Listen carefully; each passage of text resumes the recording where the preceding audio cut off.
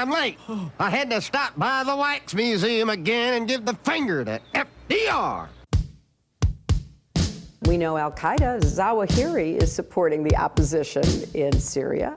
Are we supporting Al-Qaeda in Syria? Well, it's a proud day for America. And by God, we've kicked Vietnam syndrome once and for all. Thank you very, very much. I say it again, you've been had. You've been took. You've been hoodwinked. These witnesses are trying to simply deny things that just about everybody else accepts as fact. He came, he saw, he died. Well, we ain't killing their army, but we killing them. We be on CNN like, say our name, bitch, say it 3 times. The meeting of the largest armies in the history of the world. Then there's going to be an invasion.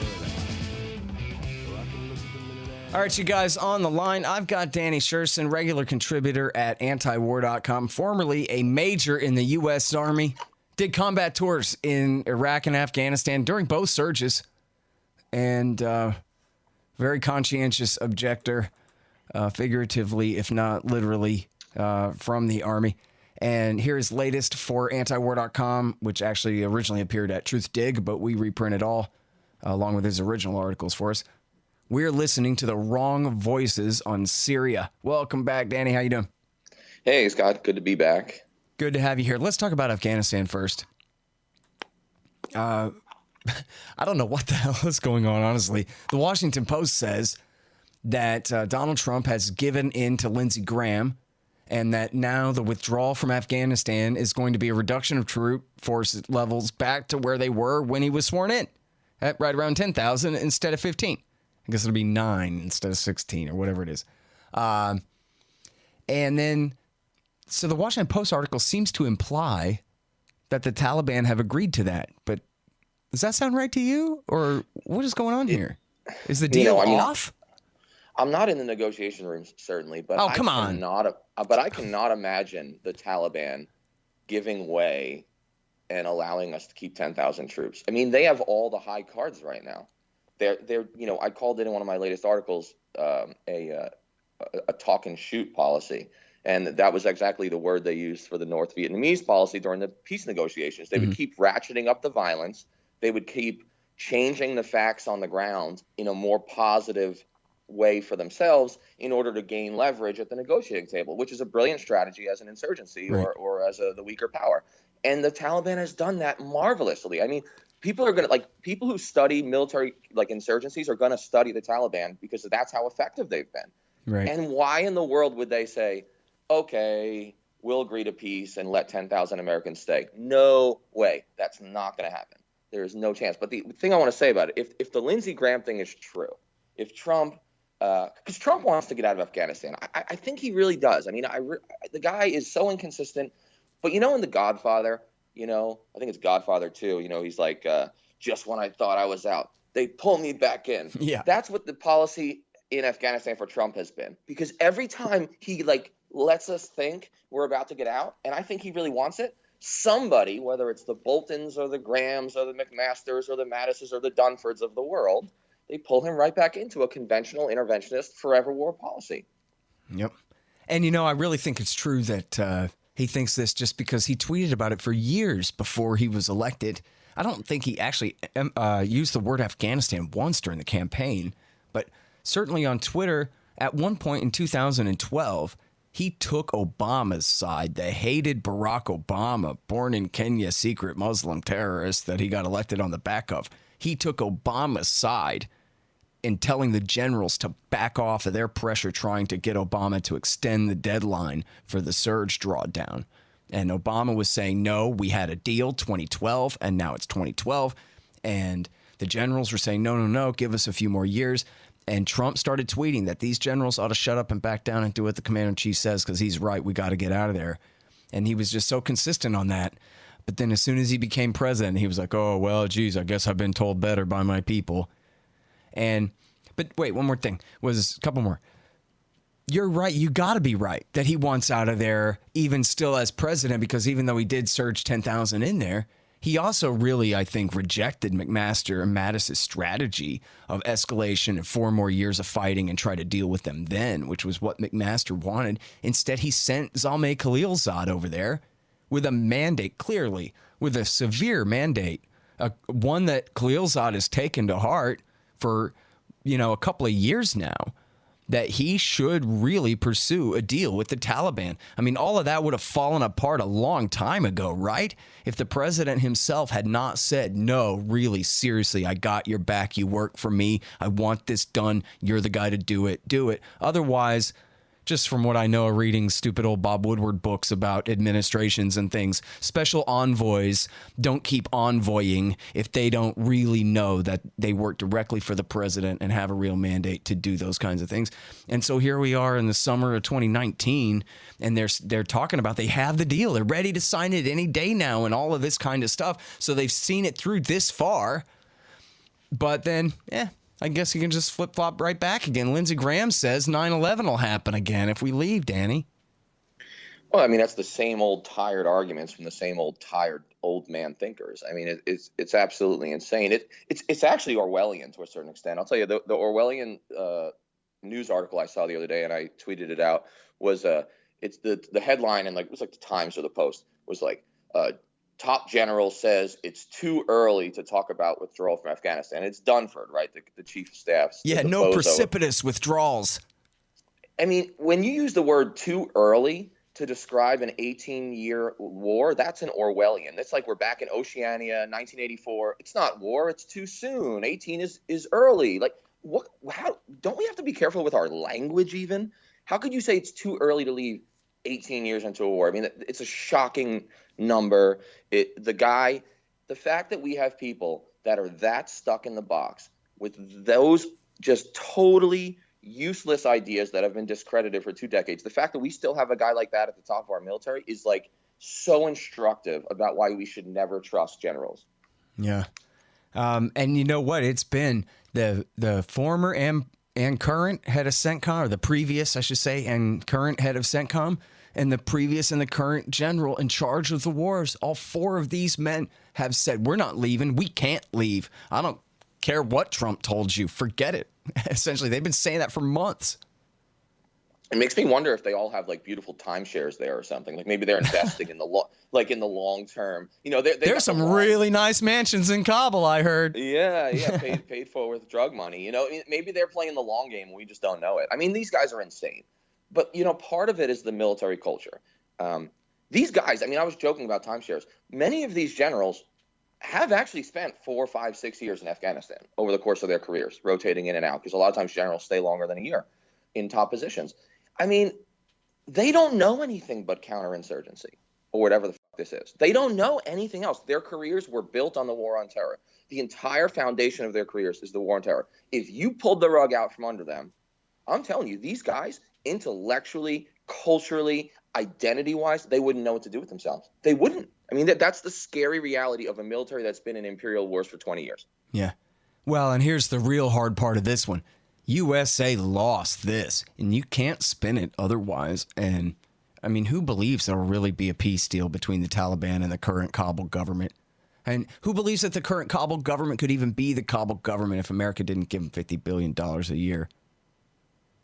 Well, yeah, there's some really inconvenient facts and statistics that you know very well from writing the book that bolster our argument for withdrawal. I mean, the tax base, the budget, right, the annual budget of the Kabul government can't even support its own defense forces. I mean, it doesn't have enough money to pay for its cops and its air force and its army. I mean, much less any of the rest of the government at all. Leaving aside the real functions of government, it can't even sustain its security state, and it's a militarist security state, of course, by its nature.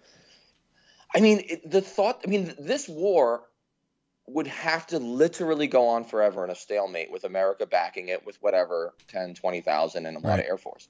I mean, this entire thing, look, it ends the same way, whether we leave yesterday, in 6 months, or in 60 years. This game ends the same way. Kabul falls, or it holds on to a sliver of the Northeast. I mean, that's how this thing ends. Yep. That's it.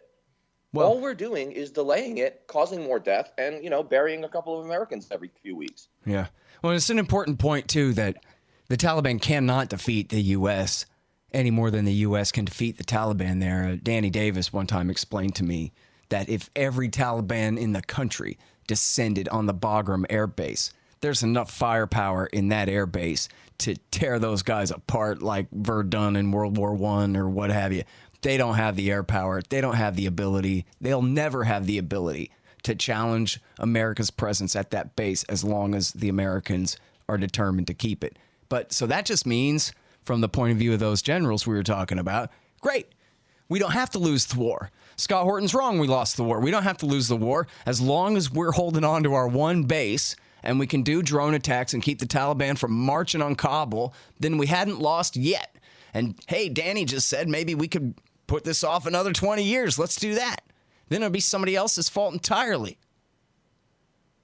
These guys are never going to admit defeat. I mean, the dirty secret that you and I know is the war is, like you said, it's already been lost. And by any rational examination of the definition of victory, this thing's been lost, right? But you're right. We can maintain an Alamo at Bagram Air Base and create an air, a safe zone, like an air safe zone over basically Kabul and the suburbs indefinitely. But is that victory? I mean, one more point. So Mattis wrote this supposedly amazing op-ed in the Wall Street Journal. I just gave it I just talked to a reporter about it yesterday, and I just tore up Mattis, which is one of my favorite things to do because he's like a sacred cow, and I love to slaughter him. But look at Mattis. Okay, they put this guy on a pedestal, but his career, beyond the fact that he's been wrong about every American intervention for 2 decades, when you look at his career, if you're honest, it's failure.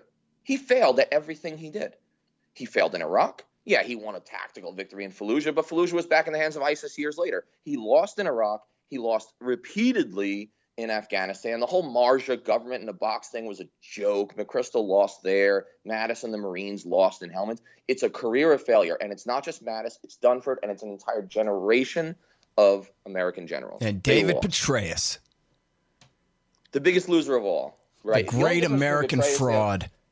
Yeah. The fact that he would write in the Wall Street Journal, geez, we can't leave now. Wait, you said you were going to bring the Taliban to the table to deal on your terms by July of 2012, 7 years ago. He can't even deputize someone else to write this stupid article. It has to be the guy who lost the war, himself. Yeah. He's his own best poster boy. Yeah, the only reason Petraeus is still a national voice, despite all his discrediting behavior and failures, is because he's the best PR general since, I don't know, Patton. I mean, he's or MacArthur. The guy sells himself. He's good with words. He's fairly articulate. He just says all the wrong words articulately. I don't know why we're so impressed with him. He is a PR scam artist. That's all the guy is. And the fact that Americans are bought and sold on the whole, not just Petraeus, but this worship of the generals. I've written about it so many times. I'm tired of writing about it. This is really, really unhealthy in a republic, if that's what we still are. Oh, yeah. Well, and of course, he made it clear many times for years that he wanted to run for president of the United States. There was even talk of him challenging Obama in 2012. And nobody ever minded that he lost 2 wars. He's still the world's greatest general in history. The fact that he lost 2 wars notwithstanding, it's not even considered. The only trouble he got in was passing above top secret level secrets to hose. You're absolutely right. I think Obama made an interesting movie. It was highly political and it was stupid. And the Obama surge was one of the great disasters of his presidency. But, you say Petraeus had these presidential ambitions maybe for 2012. So McChrystal gets himself fired, right? And I thought it was a brilliant move by Obama politically. Mm-hmm. He takes Petraeus and demotes him, right, from the head of, CENTCOM and says, hey, go down and command the war in Afghanistan. I really need you, Dave. The country needs you, which basically gets him stuck in this morass where he's going to be so busy he's not going to be able to run for president. It was just I thought it was a great political move. Right. Obama yeah, and also you're not going to run against me blaming me for not carrying out your policy. I'm putting you in charge, Godfather of Coin. Never mind your assistant McChrystal. You're now going to be the one in charge of making this work, and when it doesn't work, it's going to be your fault just as bad as mine. And so screw you, which You know, Obama should have just fired him in the first place. And the fact that he gave in to these guys in 2009 shows that he is a Trump-level weakling and vice versa with these guys. If I was the president, I would give a speech where I would say, I don't care if the generals murder me. You guys can try. You can murder me. I got private security, but you can try. But my orders are to end the war. American people, do you side with your elected president or these generals who want to refuse to leave a war that they already lost to their pathetic, ridiculous shame? You know? And who cares? I mean, seriously, if you're the president of the United States, you're not willing to take a risk to do the right thing? I would. I wouldn't care at all. Same if I was a senator, man. If I was a senator, I would raise hell until they drown me somewhere. I agree, man.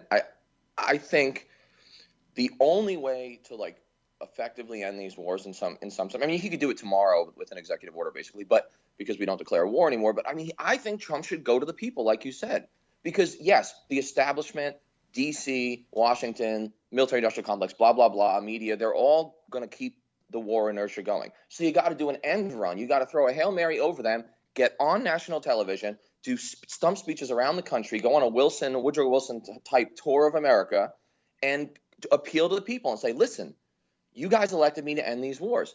I know from polling and from the pulse of the people that you guys think this is bullshit.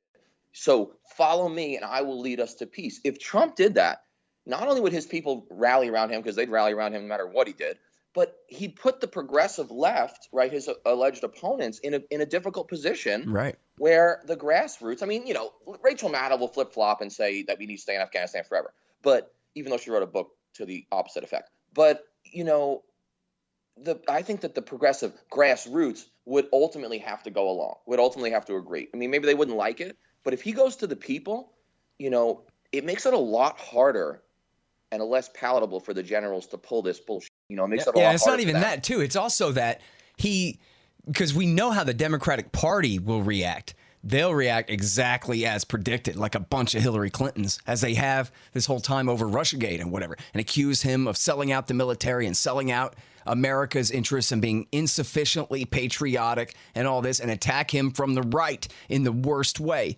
And which would just, there's no way that they can get, you know, liberals and Democrats, they might be able to get their people to be silent during Obama times on the wars, but they're never going to turn Democratic voters into a bunch of Dick Cheneys over that. And it's not like they necessarily would take Trump's side, but they're not going to be impressed by a bunch of Democrats running to Trump's right. And not only that, but there's like 10 wars going on. So he could end a war every couple of months from now until Election Day. He'd be Trump the Great. It'd be easy. And as you said, Congress can't get in his way. He could end it all by executive order. You know, he could do it all. He could end Afghanistan, get us out of Syria, get us out of Iraq, Yemen, Somalia, Libya, Mali, Niger, whatever you got. He could stop arming Ukraine. He could pull our troops out of Lithuania. He'd be Trump the Great in no time. I'm imagining like a wheel. You know, he's a showman, right? There should be like a wheel with like all like 15 or 16 of our ground troop wars or 30 of them, right? And he should spin a wheel once a month on national television. Yeah, make a big game out of it. Ratings. Yeah. It would be the ultimate reality show. And it would be like, whoa, Niger. Let Kim Jong-un sleep in the Lincoln bedroom, you know? If he was to end one of these wars every few months, I mean, I'm joking about the wheel, but if he would have just end it, it would be really interesting. How would history then cast his legacy? Because it would be even more complicated. So I don't. He'd be a treasonous isolationist who destroyed everything and set the stage for the next Hitler. But is that what the historians would say? I mean, would the liberal historians say that? I mean, yes, the pundits would say that. But I mean, when his legacy was out later, you know, the relatively progressive historians who dominate the historical business, I mean, would they give him credit? I don't know. I think they probably would have to. In the way that they say about Nixon, that, well, Nixon was Nixon and everything, but at least he went to China, that kind of deal. Right. Détente with the Russians. Hey, and if only Nixon can go to China, I've said it 1,000 times, maybe only Trump can go to Kabul and, you know, Damascus and you name it. Yeah, except here's the thing about it. He's a bad person. And not only that, he's lazy. And so he won't even take the time to figure out who he needs nearby to help take his side against Lindsey Graham. You know? Yeah. Yeah, you're right. Geez, I don't know if Lindsey Graham and John Bolton and Mike Pompeo agree about something. Who am I to disagree with that? Because that's all he's got. And so, again, Lindsey Graham, wrong on every foreign policy issue since he's been in the Senate, as far as I know. And the least popular senator in America, too, right? There's no reason to have to go along with that. And here's the other irony back to the whole actual situation that we're talking about here in Afghanistan, where Lindsey Graham says, no, we can't leave because if we do, that'll cause a 9/11. Well, it was occupying the Middle East is what caused 9/11. It's not having a lack of troops in Afghanistan. It was having troops in Saudi Arabia, particularly the U.S. Air Force that was being used to bomb and blockade the people of Iraq for a full decade leading up to September 11th is what caused it. Then secondly, bin Laden's plan was to make us overreact and to lure us into a long-term engagement in Afghanistan that he knew we couldn't win. And just like a good Leninist, his idea was however many Afghans have to die in the effort, who cares? Because over the long run, the American empire will go bankrupt and be forced to withdraw, just like the USA helped them do to the Soviet Union in the 1980s. And so let's replicate that. It's bin Laden and Zawahiri who want Lindsey Graham to make Donald Trump stay in Afghanistan. And then there's the whole joke about Afghanistan being some kind of magic portal to Boston Logan Airport instead of the furthest place you can get from anywhere before you're headed back the other way again. Right, yes. It's exile. It's no man's land. How the hell? The only reason they were able to do September 11th is because they recruited Egyptian graduate students studying in Germany to get into the United States. They didn't launch the Afghan Air Force. They had to hijack our planes to even have a weapon to crash in anything, for God's sake. Absolutely. I mean, and it's a really symbiotic relationship between the extremist Al-Qaeda, Zawahiri kind of thing and the Lindsey Grahams of the world. I mean, these people are bootleggers and Baptists, right? And they need each other. And the crazy thing is, bin Laden wrote this stuff down and he said it. Like, he wasn't hiding his plan. I mean, what he discussed, like when he declared war on us and listed his 3 reasons, and when he started making statements about drawing the United States into a new, like, Soviet-style Afghan crusade in the Middle East, he wrote this shit down. It's like his Mein Kampf. Hitler told us what he was going to do, and then he did it. Well, bin Laden told us what he was going to do, and we fell for it. Like, we just went right into his trap. So bin Laden's dead under, I think, very interesting circumstances we could talk about in some other time. But bin Laden's dead, but bin Laden's ideas won. Yeah, no question about it. And, you know, and by the way, people always get mad at me when I talk about, you know, the Americans essentially falling for bin Laden's plan, and that somehow acquits George Bush and makes him just a fool and not a mass murderer or this kind of thing. But really what it is that, you know, bin Laden was not a Taliban caveman from the town of Bedrock out there in Afghanistan. He was a son of a billionaire and had a PhD in engineering and was a very worldly and political guy. And he knew that, you know, he had essentially a pretty accurate estimate of the empire that he was up against. And he wasn't just trying to fool innocent, doe-eyed George Bush into doing something foolish. He was trying to give George Bush an excuse, a crisis to exploit that he would cynically take advantage of and do the wrong thing, knowing that what George Bush thinks is good for him in the short term is ultimately bad for the American empire in the long term. And so, in other words, he knew that Bush wanted to get away with blue bloody murder, and so he was providing Bush an excuse to exploit, which makes Bush just as much America's enemy as Osama bin Laden is. It doesn't make him an innocent, doe-eyed fool. It makes him, you know, a horrible, blood-soaked fool is what it does, you know? But people always think it's got to be so black and white and gray, and that if he's a fool, then he's innocent. But no, the plan was, you know, based on the idea of what cynical and cruel and fake tough guy he was, right? That's what bin Laden's son said to Rolling Stone when he saw Bush come in with all of his tough guy posturing, that bin Laden was thrilled that Bush had been, you know, that the Supreme Court had given the election to Bush, not Gore, because here's a guy who will overreact. Here's a guy who will exploit to the nth degree and fall right into the trap.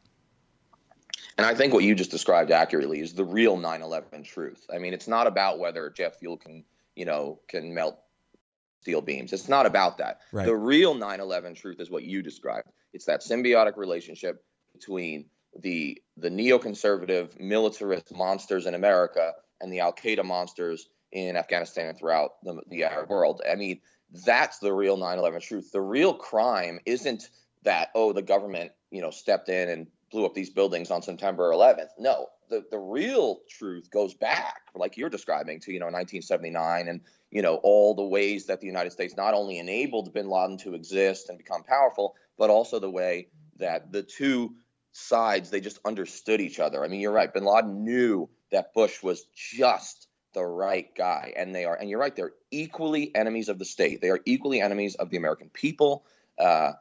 Someone needs to say that in power, and I feel like Trump could. Like, I hate to keep praising this bad guy, but like, I'm not praising him. I just think Trump is capable of. He doesn't give. Like, if he wasn't so lazy and if he actually cared, he could go to the American people and be like, let me tell you the story of 9/11, why this happened, and why we got to make sure this never happens again, how we're going to make sure it never happens again, and America is going to not play into these guys' hands, and we're getting out of the Middle East. I think the American people would buy that. Yep, of course, especially now. But I mean, that's the whole thing. They had their chance when Ron Paul ran in 2008 and 2012. But now there's nobody else like that. And, the best Democrat ain't going to do it. Even Tulsi Gabbard is a hawk 2/3 of the time. So, yeah, the sad thing is that if Tulsi Gabbard is a hawk 2/3 of the time, and you might be right about that, what hope do we have? Because she's the best out there, I think, on foreign policy. I guess her and Bernie, but neither of them is perfect. You're right. I mean, we don't have a Ron Paul out there, and I also think that if we're going to have a Ron Paul, if we're going to have a person who really, really is truly anti-war consistently, I think it has to come from the right, because I just don't think that the left I'm of the left more than you, of course, but I don't think the left is the party that's going to be able to turn these wars on their head and just upend U.S. policy. For some reason, I just have this instinct or this hunch that it has to come from the right. Yeah. Well, and not just from the right, because I think, I hate to say it, but Rand Paul is such a kind of wimpy character with his little turtleneck sweater and all of this stuff that I think in that sense he might as well be a Democrat. What we need is, Nixon. When people say Nixon can go to China, it's not just that he was a Republican, even though he really was a liberal Republican on domestic policy in a million ways, but he was known as a hardcore anti-communist hawk. And so that was why it was his, faux tough guy status from the right that made it, it was the irony of the whole thing that made it doable for him to seek détente with Russia and China. And so then that's the same advantage that Donald Trump has too, is that he has this whole faux macho posturing about just what a right winger and just what a nationalist and just what a super patriot he is. And so it would be the irony of the thing that, Donald Trump went to Tehran and shook hands with the Ayatollah and said, let's work these things out. After all, Jimmy Carter can only screw up world history for so long, right? Come on. And then, but even with somebody like Rand Paul, I don't know. I mean, if it had been Ron, it wouldn't have mattered. He would have just done it no matter what. But with Rand, he's just too impressionable. I could see Rand rolling over just like Obama and Trump on Afghanistan or anything else once the pressure was put to him, So, yeah, I mean, and then who else is there? You say it's got to come from the right. Who else we got? Thomas Massey? He's just in the house. Right. Oh, yeah, I've actually spoken to his chief of staff once when I was doing work with the defense priorities. I had a 30 He minutes. is really good, I think. He is, yeah. This woman, I forget her name. She was his chief, I think, and she gave me like 30 minutes and just let me rant, basically. Which was, I don't know how much effect it had because I think we already had him in our pocket, but she was really amenable, and his record's pretty good. But yeah, he's in the House. He's a Republican from Kentucky. Does he really have the potential to be a national figure? I don't know. They probably wouldn't let him. That's the thing. Look how they're attacking Tulsi. Tulsi's not even, like you said, Tulsi's not even as Ron Paul-y as we'd like her to be, right? But because she says some, seriously anti-war things, they're scared to death of her. It's amazing. Like the amount, like this woman is polling under 2%. but the attack on her shows that they will make sure anything that even smells of anti-interventionism, I mean, they're going to make sure that campaign is stillborn. Yeah. Well, and you know what? It's her fault too, because never even mind the stuff that she's bad on, even the stuff that she's good on. When they attack her with this Assad stuff, she is letting them put her on the defensive, where it was correct, but she looked weak when she's protesting to MSNBC that, geez, this is all you guys ever asked me about, and it's getting to be like propaganda, and I've already answered this a few times, and that kind of thing.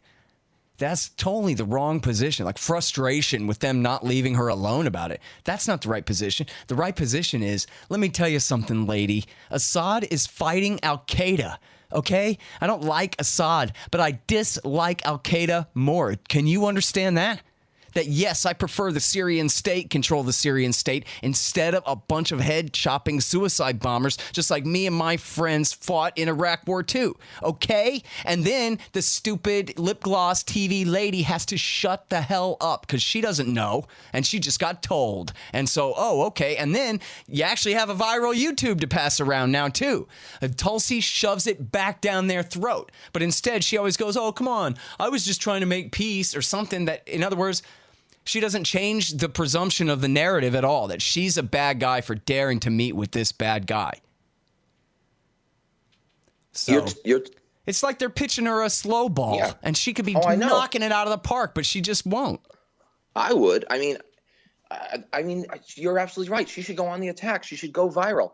I mean, I think she knows the things you said. I think she even believes the things you said, but she just doesn't know how to present it.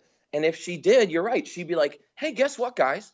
On the left, you guys don't like forever war, right? And you don't like Al-Qaeda. So Assad fights him. On the right, you guys love Christians, right? Especially Christians in the Middle East, as rare as they are. Well, guess what? Assad protects them. He always has. And so did Saddam, right? So, I mean, to me, it would be palatable to sort of like both wings of the people, like, if not the establishment. Like, yeah. Let Assad, the dictator, run Syria. He's not a threat to us. He protects minorities, and he fights Al-Qaeda. Doesn't mean I have to like the guy. Doesn't mean I wouldn't prefer, just for the sake of the Syrian people, that there was somebody who did those things that was also a Democrat and small d. But look, that's not the world. I take the world as it is. Yeah. That's what Tulsi should say. I take the world as it is, not as I wish it would be. And right? Seriously, who the hell is the United States of America to let anyone be the sovereign leader of anything? You know, that's outside of our jurisdiction to say who gets to be the government of Syria or not. I mean, not in reality. America's been overthrowing governments in Syria there since 1946. But I mean, according to the U.S. Constitution and according to the lessons of the last, just say, 8 years or the last 20, forget it. You'd be crazy to support an intervention against a Middle Eastern government after all of this now. I'd like to see us go a step further. Like, I've got some radical ideas. Like, here's one. Like, let's have Trump, let him call like a conference, like an anti-terror conference, like an alliance or a partnership, tacit. Like, invite Putin, invite Khomeini, or at least the civilian ruler, and say, and Assad, I don't care who, and say, look. This is a broad stroke alliance. We're not signing any treaties, but hey, like, we're cooperating to destroy jihadi Islamism in the Middle East, and we're all on the same basic team when it comes to this. Because we won't say that because it's politically unpalatable to be anything pro-Iran or pro-Assad or pro-Russia. But the reality is that's already true. We're fighting the same battle. The problem is America just can't decide which battle it wants to fight, so we fight everybody, right? We're fighting Iran and Russia over influence. We're fighting Assad because he's a humanitarian disaster, and we're fighting everybody. Plus, we're fighting ISIS. And by the way, what are we going to do about the Kurds? And by the way, what are we going to do about Turkey? Yeah. I mean, only thing I would add to that is we need to host that conference, get everybody in the room, walk out. The Americans leave and lock the doors behind them. You guys solve it. We're going back to North America, where we're from. Absolutely. Russia has way more to be concerned about in Central Asia and the greater Middle East. Way more. Because guess what? It borders Central Asia. It borders the former Russian republics, and it borders the Russian Federation southern republics that are still within the Federation that are majority Muslim. And oh, by the way, the Caucasian or the white population of Russia, the white Russians, they're actually decreasing because of suicide, alcoholism, and bad birth rates.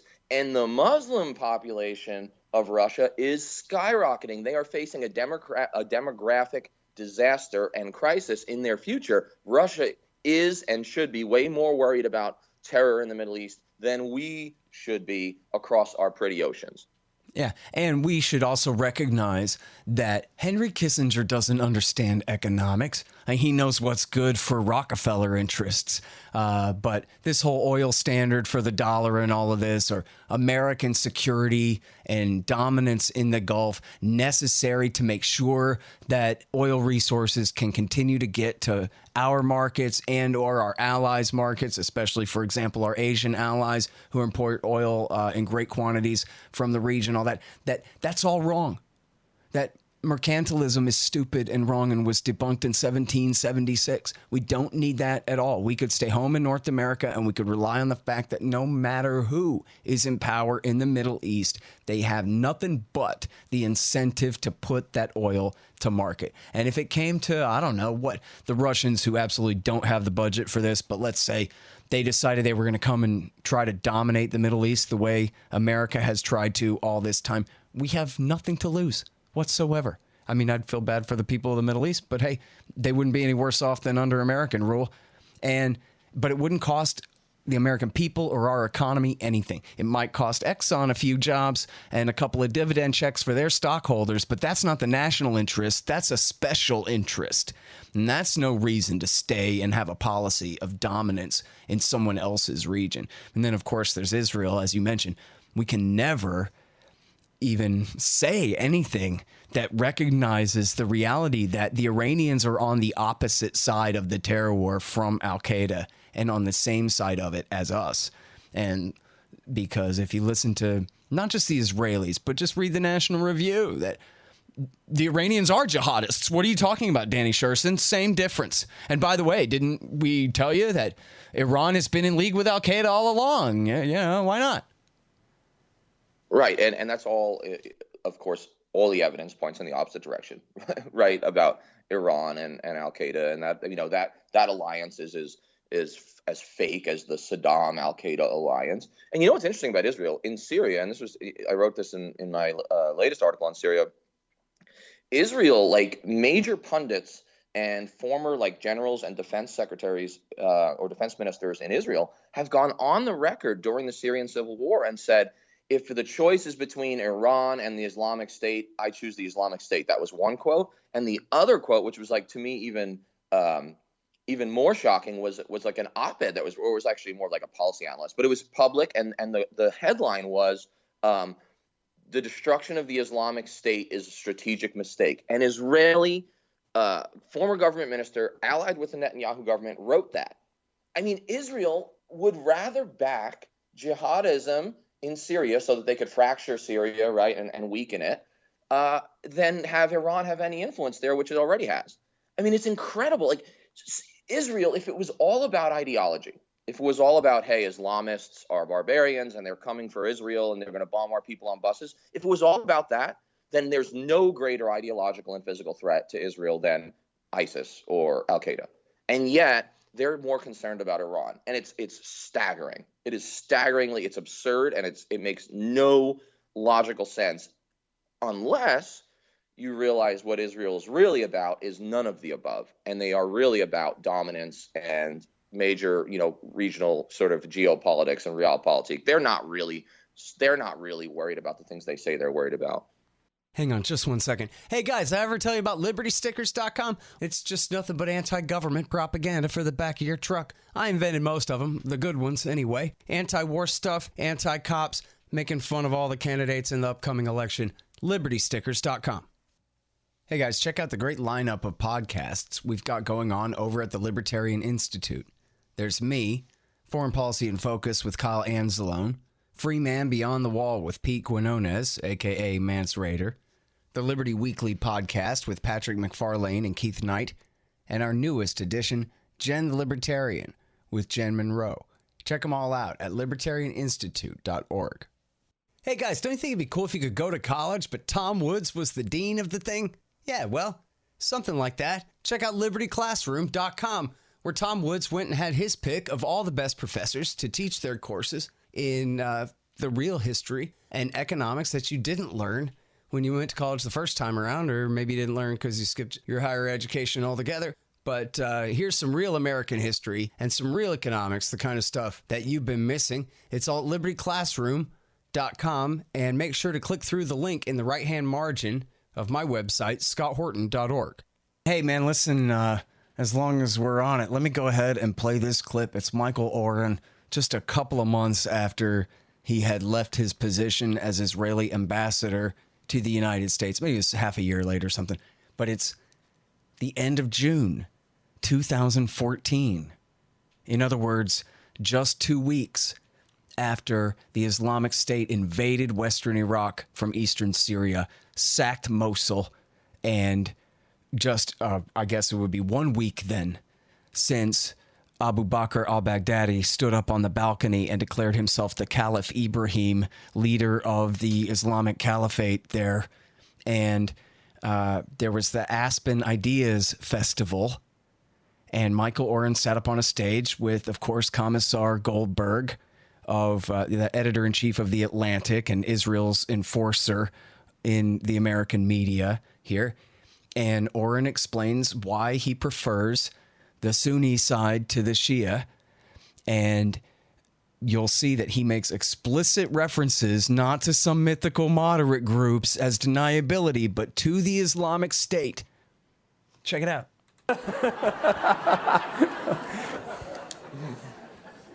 And what I'm going to say is harsh, and perhaps a little edgy. But if we have to choose the lesser of evils here, the lesser evil is the Sunnis over the Shiites.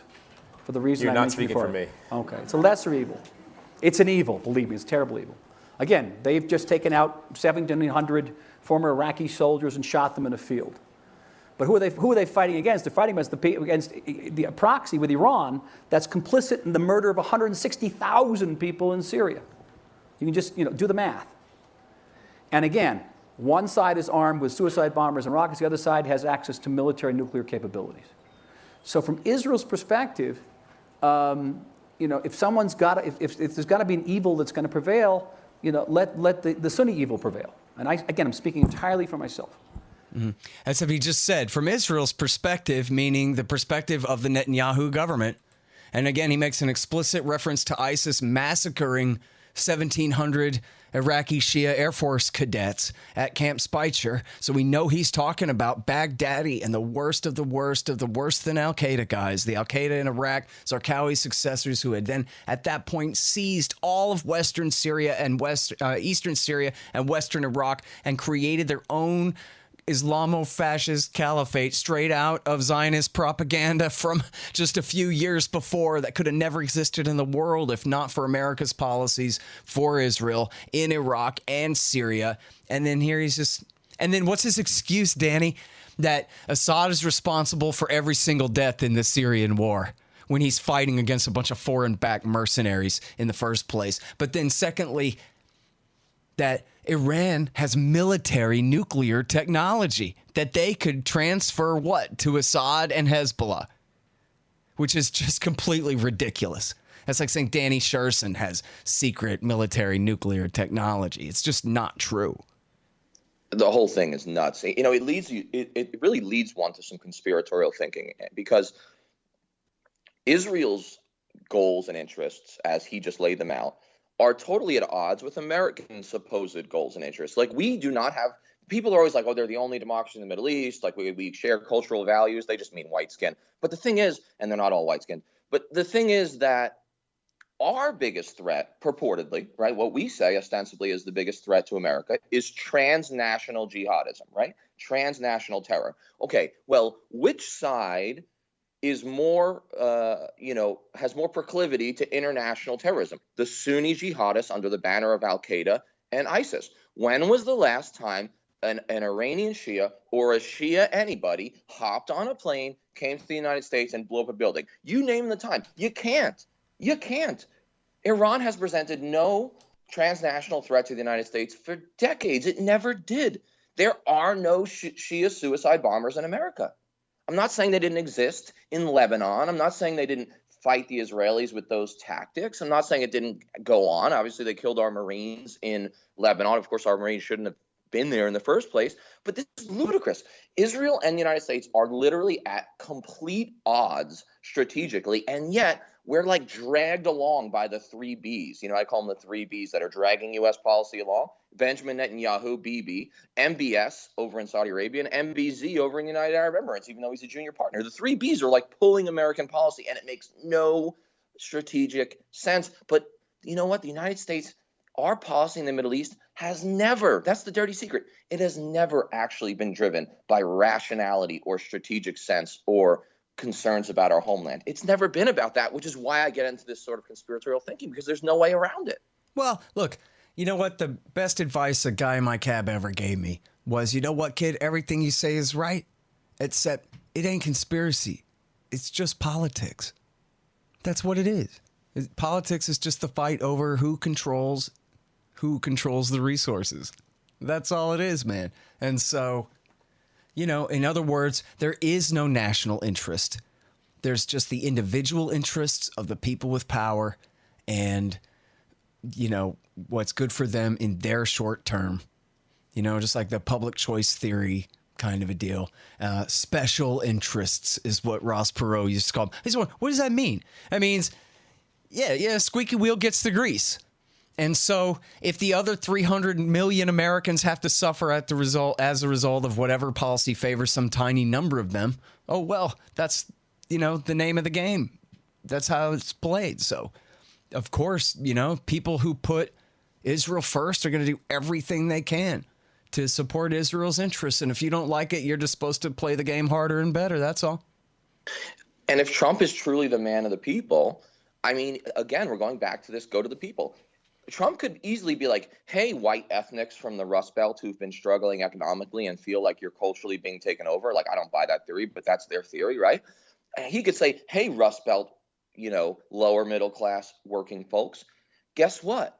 The wars in the Middle East, they don't help you. They hurt you. The only people who are helped are the people who already have money. Money begets money. So it's the Israel lobby and it's the arms industry. Go to the people and say, listen, Rust Belt, listen, you know, Detroit, you know, white flight society. Like, these wars do not help you. They help your bosses. They help the people who put you in this predicament in the first place when they, you know, I mean, that's the answer. Like, whether you agree with Trump and the sort of like white Rust Belt narrative, which I think is flawed, use it, right? Use it, because those people are with him. They're with him. They're like, yeah, this is bullshit. What are we doing?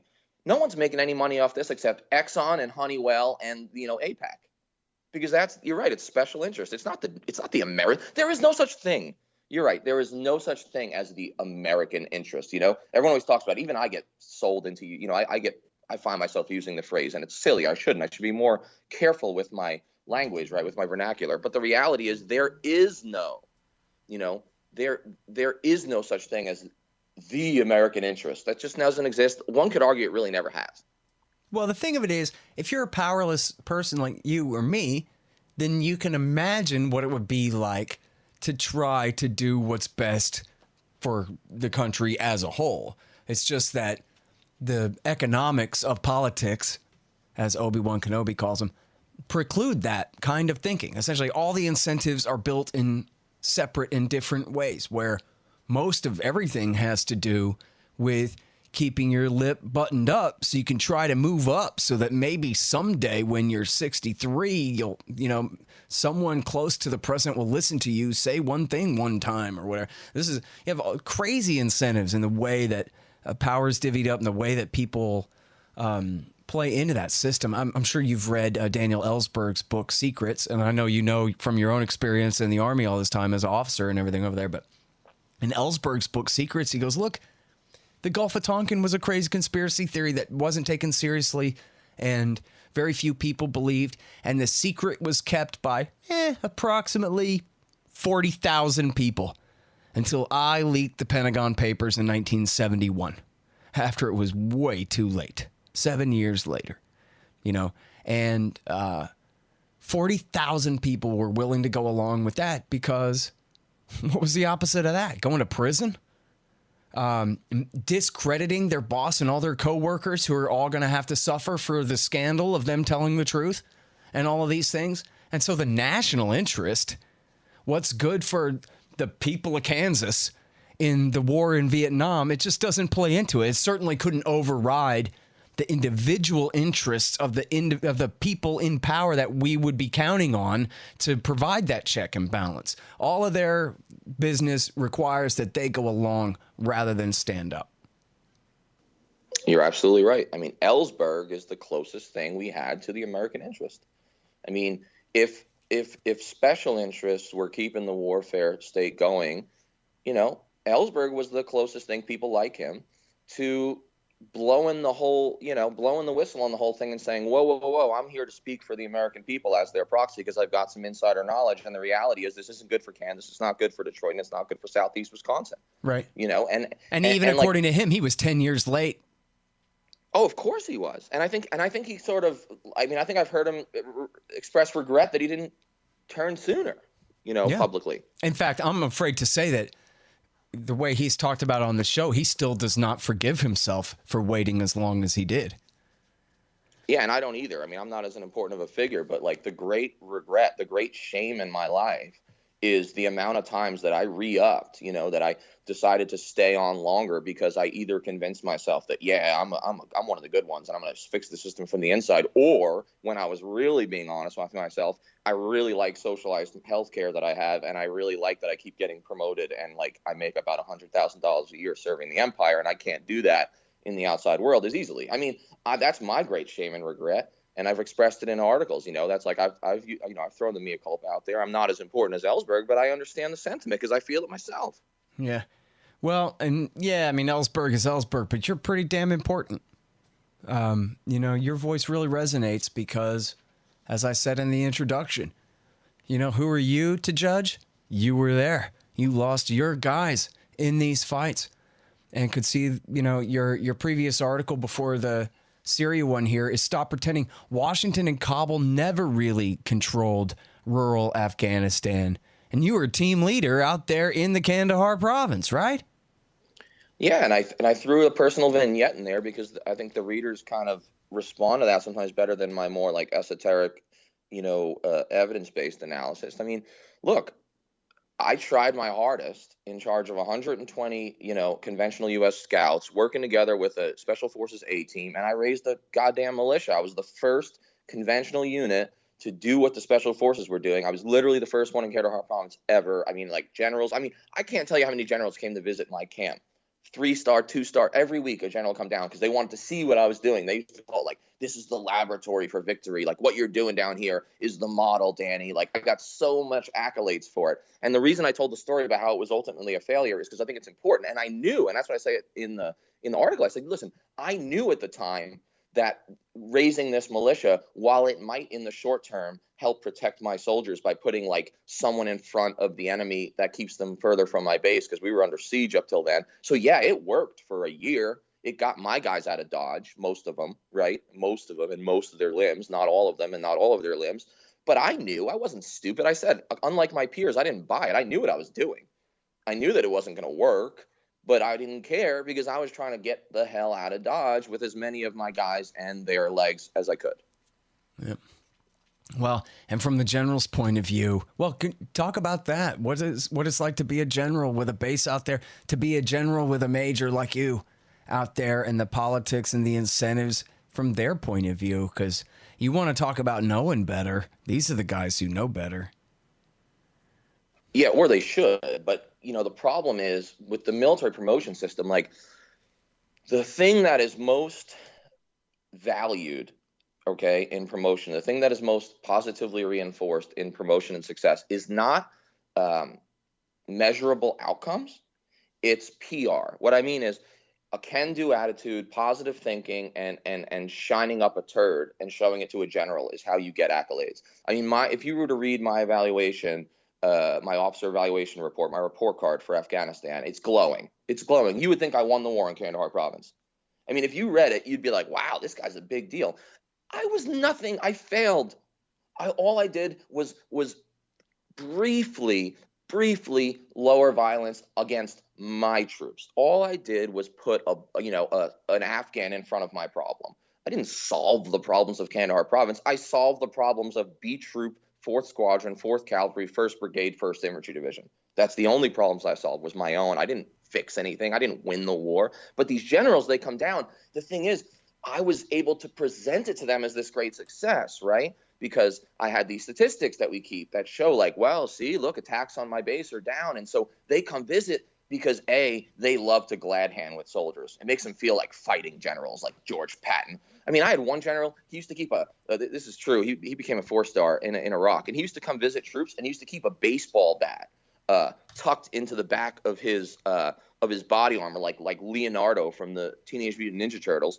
But, you know, Patton had his pearl-handled pistol. Well, General Thurman, that was his name, he was the 4th Infantry Division commander at the time. He used to roll around with his baseball bat like, I'm a badass general. I'm a soldier's general. I'm going to come see what the boys are doing. I'm going to shake hands with them, and I'm going to talk shop, and I may even have a cigarette with them, you know. And it's like they come down, and when their real job should be, wait, let's think of this. Like, can this be done? Is this long-term? Is there any real solution? What's going on? Instead of that, they, like, just come down, and they, like, laud you, and they shake hands with your troops. They pin a few medals on some kids, and they fly away in their helicopter. These generals who were lauding me, who were saying that my province and my troop was the laboratory for victory and that we had to expand this ALP militia program all over the country, they would spend about 30 minutes with me. They never went on a dangerous patrol with me. Every once in a while, we'd take them on these, like, staged foot patrols because the general's aide would call me the night before, right, and say, oh, General so-and-so, General Higgins from the 82nd Airborne is coming down, right? That's a real guy. And he wants to go on a patrol. He's going to have a photographer with him. There's a picture of me and him actually online. If you Google me and then go to images, and but like the aide also says like, but he doesn't want to die, like, so don't like take him on a patrol where you might get shot. So I would literally like stage a patrol route through like the safe part of like my area, like right outside the base, and it was literally a photo op. I mean, and you know, he would come for 30 minutes. He'd come for 45 minutes, spend 15 minutes putting on medals, saying nice things to me and shaking the hands of my soldiers, and he spent 30 minutes walking on a patrol with a rifle like he's a real soldier, you know, and then he'd get in his helicopter and fly back to Kabul or to Kandahar airfield. Yep. Yeah, see, this is, again, why it's so important. Nobody else can really attack these guys except an officer like you who's been there in that kind of way. Otherwise, anybody else would just be ignored or shamed right out of talking. But I remember back in the 1990s listening to Colonel David Hackworth on the radio, and he hated every other officer. You know, his job essentially, and he was a colonel in Vietnam, of course, but the most decorated officer in the Vietnam War. But essentially his job was to fight for the enlisted men against the government, meaning the Pentagon, the officers, the real military, as opposed to the American people, the infantry, you know, the enlisted men. And he hated them. I remember he used to just ridicule Wesley Clark and call him the perfumed prince, which, you know, if he had lived to, which he died of Agent Blue bladder cancer, by the way. But if he had lived, what he would have had to say about David Petraeus and the rest of these kooks up there, like you're talking about this guy strutting around and essentially acting a part like they're in some movie, when what they're really doing is getting their men, as they put it, their men killed over nothing, their boys killed over a bunch of garbage. And even when they know better and everybody knows that they know better or could. And this is where I wanted to bring up Carl Eichenberry here, who was, you know, the ambassador for a time, but previously he had been the general in charge of the war. And he finally said, this is crazy. We should leave. We should not do the surge. We should get out instead. And that goes to show and really prove what you're talking about with the rest of these generals, that they at least should know better. If Eichenberry can be as good as he was, which he was pretty late in terms of when he came forward, but still, if Eichenberry can do it, then any of these guys could have done it. Any of these guys could do it right now. And I wanted to mention too, this guy, it was in the Washington Post. It was a member of Obama's National Security Council, I'm pretty sure, who said, we have to take this deal because I think the way he put it was, if we had taken the deal 5 years ago, it would have been better. 10 years ago, it would have been even better than that. 5 years before that, it would have been even better than that. If we do it 5 years from now, it's going to be even worse. Whatever we can get now is as good as we're ever gonna get, guys. Now that is some pretty damn pessimistic words in the Washington Post from a guy from the previous administration whose team helped to lose this war, saying, hey, fess up, face up to it. There's no point in keeping going because we just can't pull it off. And so, man, what a horrible truth for the rest of these people to be so obstinate against and refuse to concede. But, I mean, how unfair is that to the infantry? Get out there and be the last man to die for not a mistake, something that everybody knows is a fraud.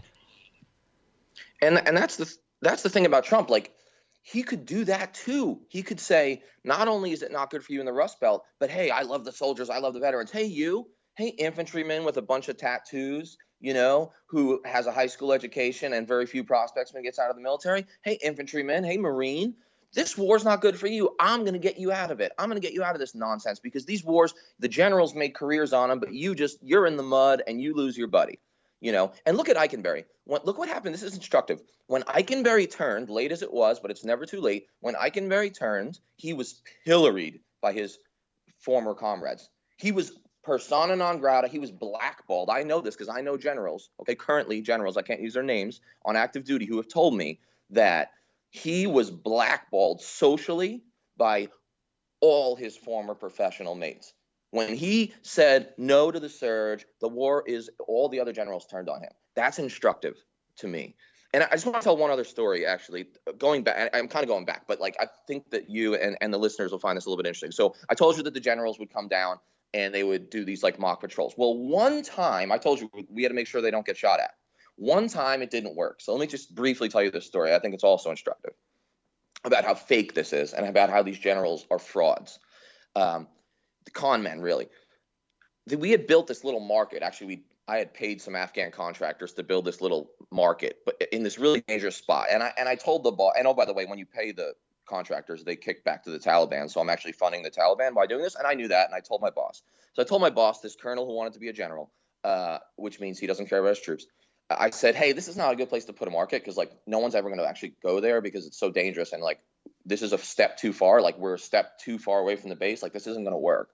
He was like, no, we're going to build a school here. We're going to build this market. It's going to be thriving. With your new ALP militia program, you'll be able to protect it. I was like, nah, not really. So we built the structure, the superstructure of this market, right? And we like literally paid and cajoled a few Afghans to like bring some stuff in there, make it look a little bit like a market. And then the assistant division commander of the 82nd Airborne, St. Clair, who eventually, by the way, leaves the military under nefarious circumstances because he like sleeps with his aide or something, right? But anyway, St. Clair comes to visit me, right? And he's a big deal. He's a 1-star. He's a climber. He's in the 82nd Airborne.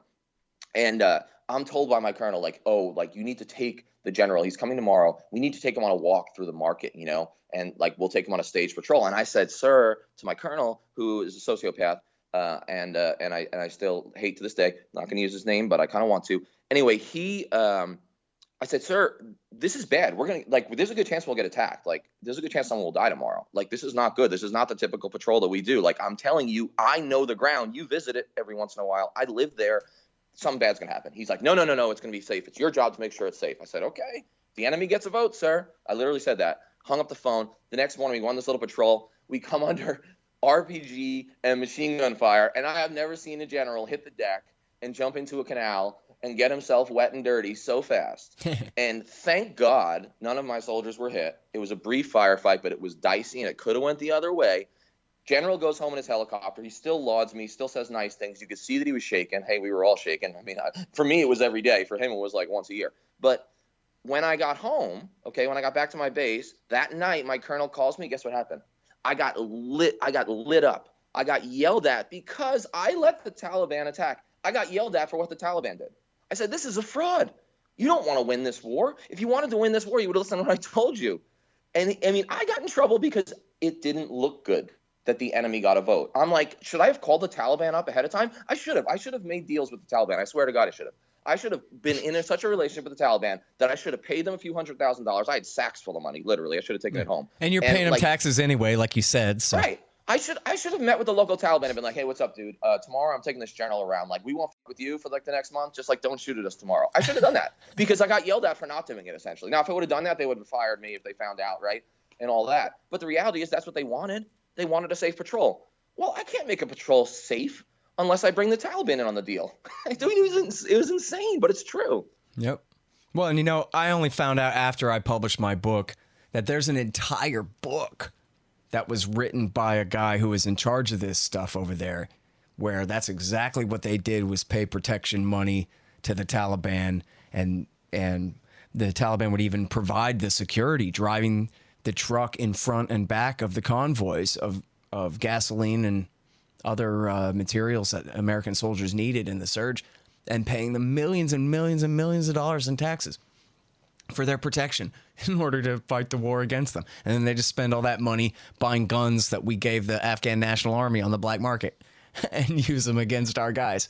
And it just goes on and on. In fact, the best story here was Aram Rostam, the guy that wrote the book on Chalabi, had a piece in the Huffington Post about how there was a guy who had his own little Afghan Blackwater mercenary group, and he would contract with the Taliban to provide protection services for the convoys.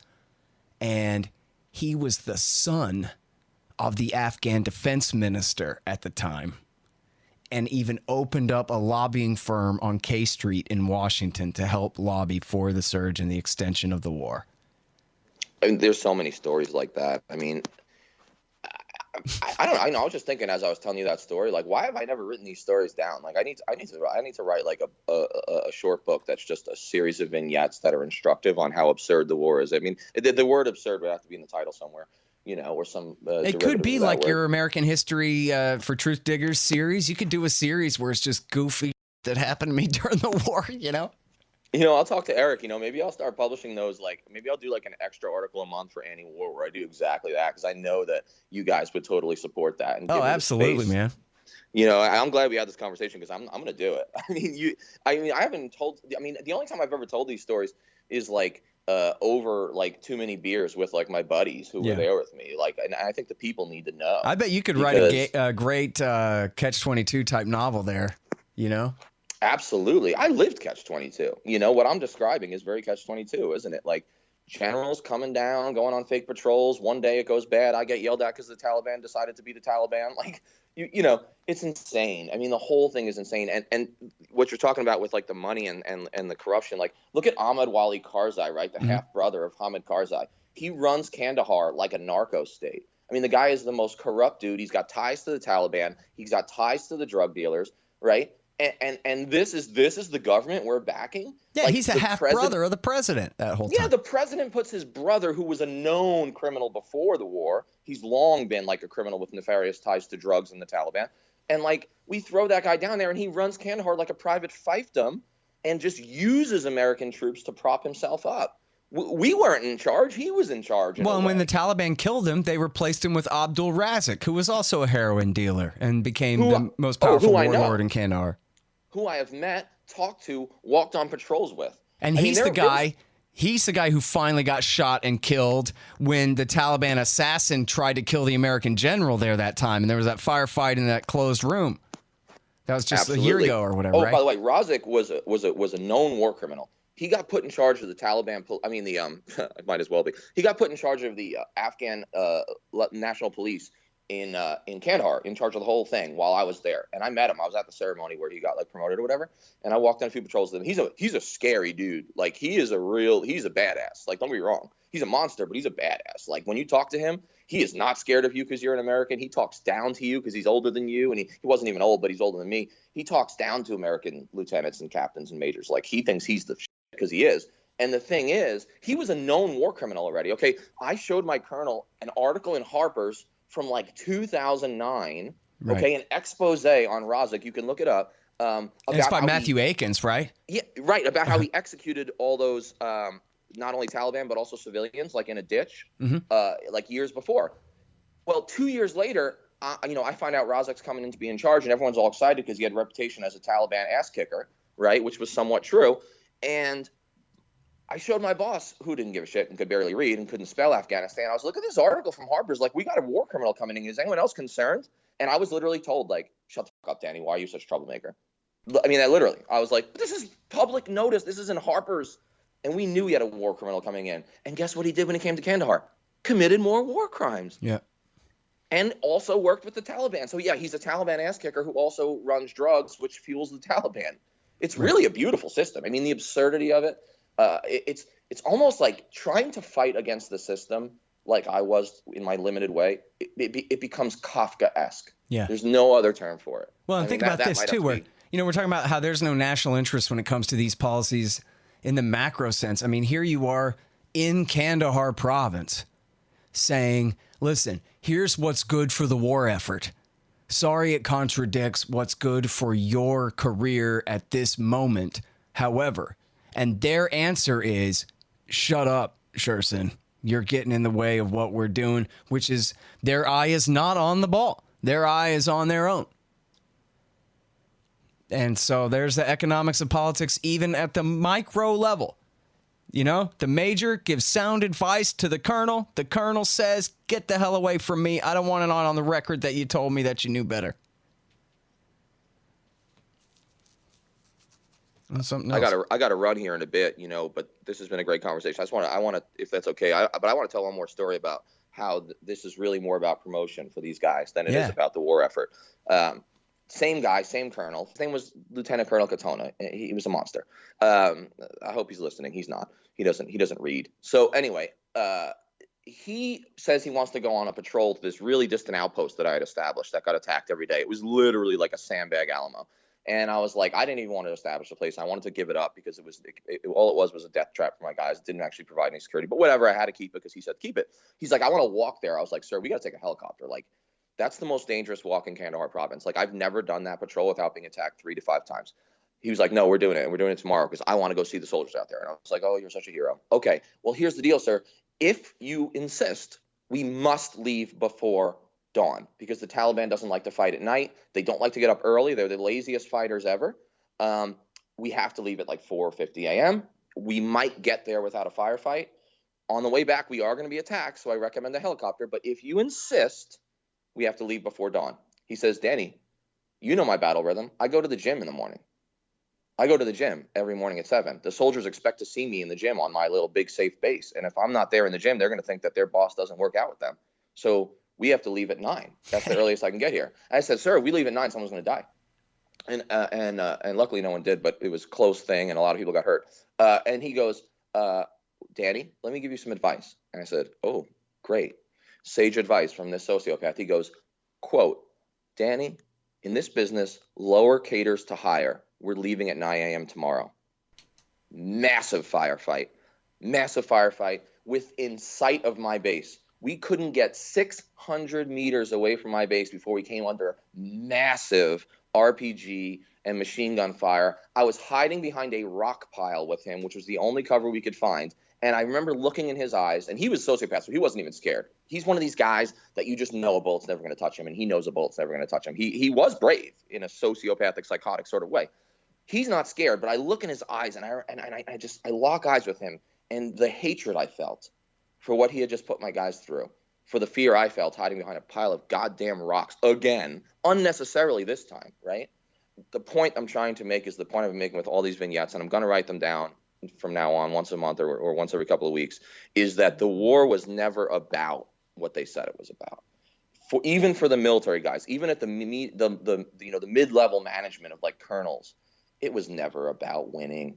It was about putting on a show. It was about PR. It was about career advancement. And I'll never, ever forgive him or them for those decisions that they made. Yeah. Because, again, it was my silly scouts who graduated high school 18 months before who were bearing the brunt of that. It was, it was a radio operator who had graduated high school not even a year before who once told me that he was scared to die because his friends had died and he had never had sex with a girl before. Okay? He was 18. Those guys are the ones who lost out, not the colonels, not the generals. Yeah. And it's been like this the whole time. And then, so back to the beginning again about the narrative. Well, geez, General Jack Keane says we can't leave now because a bad thing will happen and all of this. And these individual young men that you're talking about here, really boys, as you're saying, you know what? Lower caters to higher.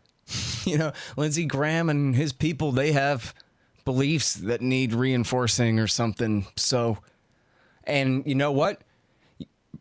The numbers are down, but still, young men are not stopping joining the infantry. They've got the supply, and their dads and their uncles and their teachers and their ministers and their coaches and everybody tells them that this is the right thing to do. Even though everybody knows this is the era of the phony wars. This is the era of lies and wars. But it doesn't matter. If you're wearing, you know, that desert brown or that olive green, then that's good enough. That means you're absolved of all sins. That means you can do whatever they tell you to do, and that it's still honorable to do it. It's still the right thing to do it, because the whole question of where you're going and what exactly you're doing and to who is not part of it. It's not even part of it. The only question is, are you serving your country and loving your flag and being responsible and learning how to shoot a rifle and a bunch of garbage that has, well, it's not all completely garbage, but it's mostly garbage in the sense that it's, you know, a red herring, right? It's all the wrong questions being asked and answered instead of who are you sending me to kill and what the hell threat do they pose to my family back home, if any. So it'll keep on going like this, and then I guess they'll find out after the fact or late in the game that, geez, I guess my coach doesn't know what the hell he's talking about, does he? Nope, and that's the thing. You know, everyone in their life system tells them that they're doing an admirable thing. No one actually questions what they're being sent to do, and they'll still be on the Jumbotron, and they'll still get to board first on an airplane, and they're still going to get someone to pick up their check in TGI Fridays in the airport on their way to another losing war, and they're going to come home, and they're going to be a mess. And you know what's going to happen? It's going to be like Major Sjursen on his way out of the military after 18 years carrying war for the Empire. And where does Danny find himself? In his last official duty as a soldier? Inpatient rehab in Arizona for PTSD. That's the thanks you get. And I was a major, which means I didn't even have it as bad as the squad leader or the machine gunner. But that's the story. That's the end state. And I think it's absolutely ridiculous. And I'm personally insulted, and I will never forgive. That's why you shouldn't. All right, guys. That's Danny Sjursen, former major in the U.S. Army, author of Ghost Riders of Baghdad, and regular columnist at truthdig.com and at antiwar.com. Again, his last two articles are We're Listening to the Wrong Voices on Syria and Stop Pretending Washington and Kabul Never Really Controlled Rural Afghanistan. Thank you again, Danny. Appreciate it. Thanks, Scott. Great conversation as always, bud. All right, y'all. Thanks. Find me at libertarianinstitute.org, at scotthorton.org, antiwar.com, and reddit.com/Scott Horton Show. Oh, yeah, and read my book, Fool's Errand, Time to End the War in Afghanistan, at foolserrand.us.